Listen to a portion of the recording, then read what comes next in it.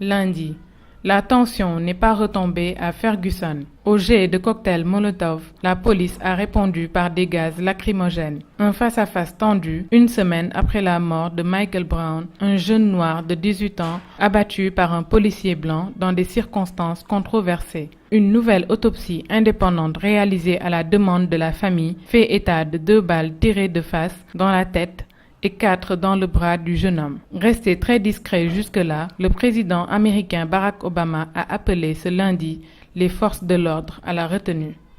Mardi, une colonne de fumée s'élevant au-dessus de Gaza, tirs de roquettes palestiniennes, sirènes et bombardements israéliens ont repris ce mardi dans la bande de Gaza, alors que l'annonce d'un cessez-le-feu semblait imminente. D'après l'armée israélienne, 3 roquettes ont été tirées depuis la bande de Gaza en direction du sud d'Israël, sans faire de victimes. Des tirs revendiqués par la branche armée du Hamas, qui ajoute en avoir effectué 40. Israël a répliqué. Un raid Tsahal a touché une maison, tuant une fillette et une femme palestinienne, selon le porte-parole des secours palestiniens. Les discussions entre les 2 délégations présentes au Caire ont immédiatement été interrompues. Mercredi, c'est une vidéo qui a suscité une émotion internationale. Les djihadistes de l'État islamique présents en Syrie et en Irak ont mis en ligne un enregistrement de l'exécution par décapitation d'un journaliste américain. James Foley, 40 ans, ici sur la photo, était porté disparu en Syrie depuis près de 2 ans. Dans cette vidéo de 5 minutes, tournée en plein désert, on y voit le reporter vêtu d'une tenue orange comme celle des prisonniers de Guantanamo. James Foley a été égorgé par un homme masqué et habillé de noir. Son bourreau, probablement un Anglais, puisque trahi par son fort accent britannique, a également menacé d'exécuter un autre journaliste américain, montré lui aussi dans la vidéo, si les États-Unis n'arrêtent pas leur bombardement aérien en Irak contre les djihadistes. Jeudi, leur état de santé était observé dans le monde entier. Le médecin et le missionnaire qui avaient été contaminés par le virus Ebola au Libéria sont désormais guéris. C'est ce qu'ont annoncé les autorités sanitaires américaines ce jeudi. Les 2 Américains ici à l'image avaient reçu un traitement expérimental, le même qui avait été envoyé au Libéria pour être testé